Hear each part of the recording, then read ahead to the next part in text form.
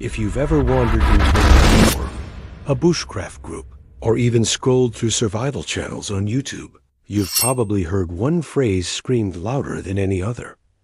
If it's not full Tang, it's junk. This statement gets thrown around like gospel, leaving anyone who dares question it labeled as clueless. But what if that's not entirely true? What if, for certain uses, partial Tang knives could actually be the smarter, more practical choice? Today, we're blowing the lid off one of the biggest mantras in knife culture. Buckle up, because by the end of this video, you might be questioning everything you thought you knew about your beloved blades. Let's start by defining the battlefield. What exactly is a Tang? Simply put, it's the portion of the blade steel that extends into the handle. In a full Tang knife, the steel runs the entire length and often the full width of the handle, making the blade and handle essentially one solid piece.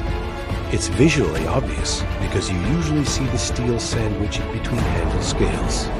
In a partial Tang, the steel either doesn't go the full length or is narrower, hidden entirely within the handle. That could mean a rat-tail Tang, push Tang, a stub Tang. The possibilities vary widely. And yet, the internet warriors will scream, if it's not full Tang, it's trash. But are they right, or just parroting what they've heard without ever putting it to the test? Let's look at the logic behind the full Tang hype. People argue that a full Tang gives maximum strength because there's no weak point where the blade might snap off. The entire knife acts as one unified structure, making it excellent for heavy-duty tasks like batoning wood, prying, or hammering. In wilderness survival, that huge knife might be your only tool keeping you alive. So yes, there's a solid case for full Tang knives, especially if you plan to treat your blade like a crowbar. But here's the plot twist: most knife users never actually abuse their blades like that. For many people, especially those in urban settings, EDC situations, or culinary uses, a knife simply doesn't need to endure that kind of punishment. Here's where partial Tang knives start to shine. Because partial Tangs require less steel, they're often lighter. In a world where every ounce matters, think backpacking, hiking, or concealed carry. Shedding unnecessary weight can be a big advantage. A rat-tail Tang, for example, can significantly reduce handle bulk and weight, making the knife feel nimble and quick in the hand. For tasks like food prep, skinning game, or delicate carving, that balance is crucial. Imagine using a full Tang knife weighing half a pound to slice tomatoes. It's not exactly efficient.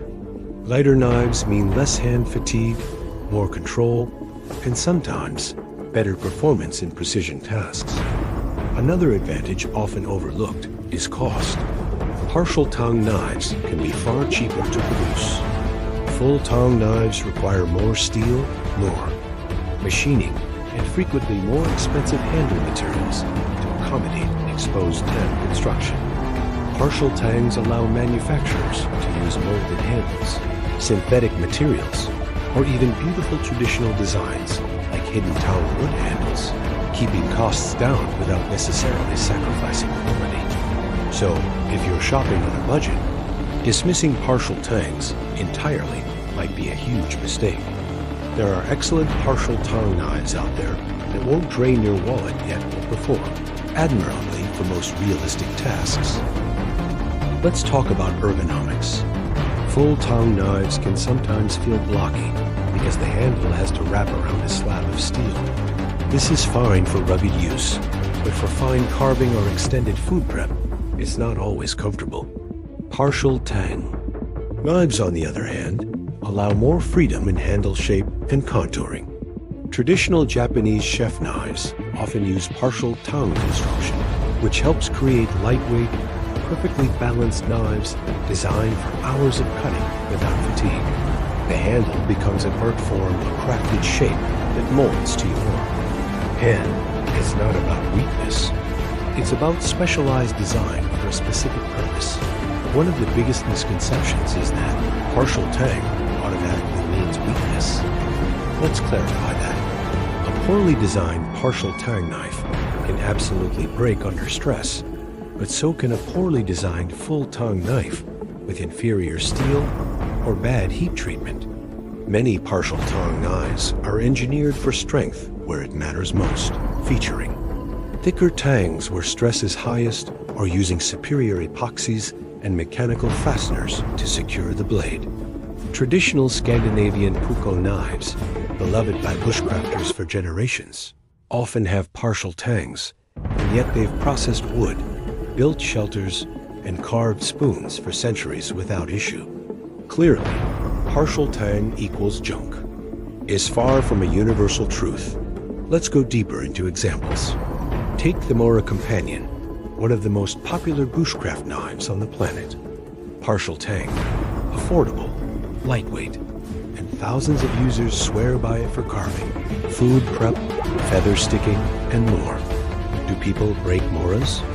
Occasionally, yes, but usually for misusing them for tasks outside their intended scope, like baton-splitting logs far too large for the blade. Used correctly, these partial tang knives often last for years. Likewise, Japanese chef knives, like gyutos or santoris, frequently have partial tangs, and yet perform daily professional tasks without a hiccup. The secret? They're built for their specific purpose, and not for chopping firewood. We can't ignore aesthetics. Partial tang knives enable gorgeous handle designs. Hidden tangs let craftsmen work with exotic woods, corn, bone, or synthetic materials without worrying about exposing steel along the sides.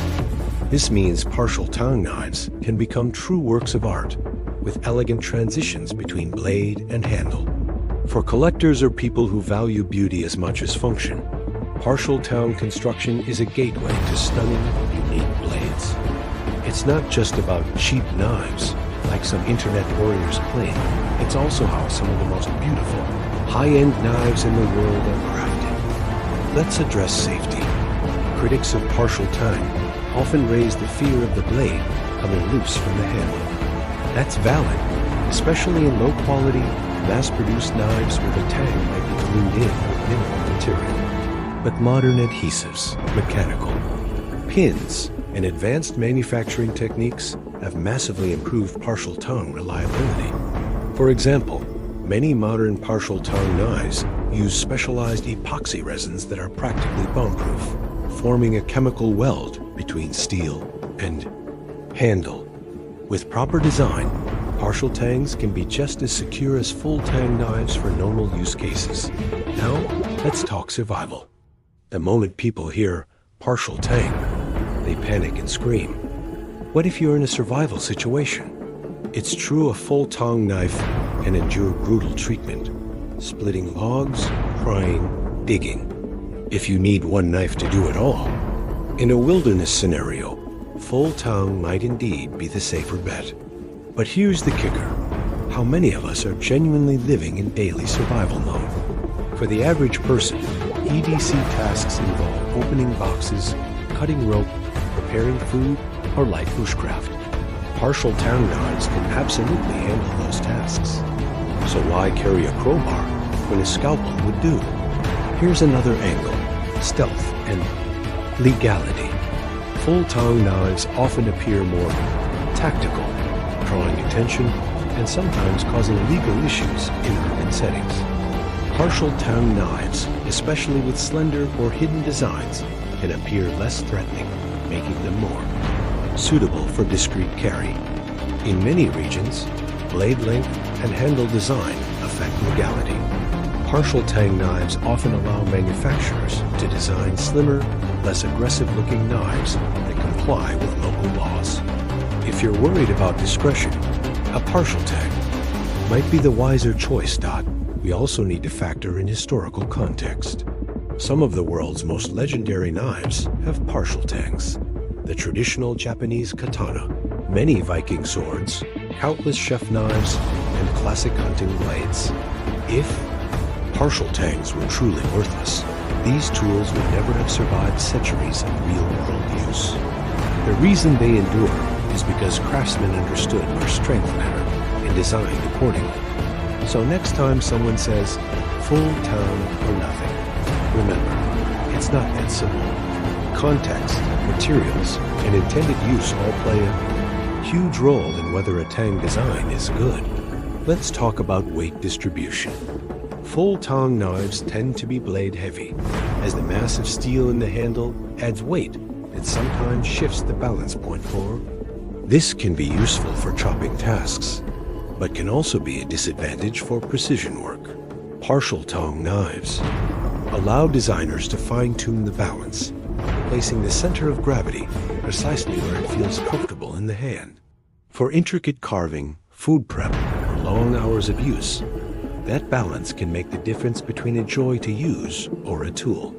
That tires your wrist. Balance matters a lot, so where does this leave us? Are full Tang knives useless? Absolutely not.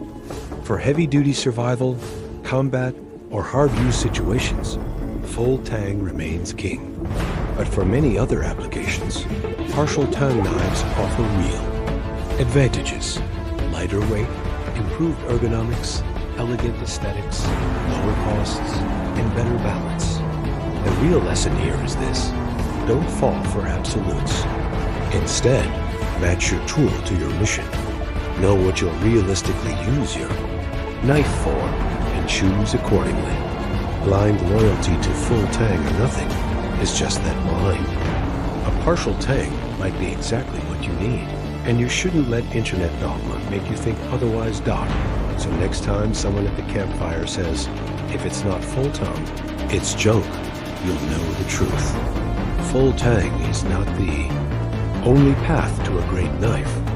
Partial Tang knives have existed for centuries, serving soldiers, chefs, hunters, and craftsmen all over the world. It's not about one being better, universally. It's about the right knife for the right job. If you've learned something new today, hit that like button. Subscribe for more deep dives into knife knowledge, and drop a comment below.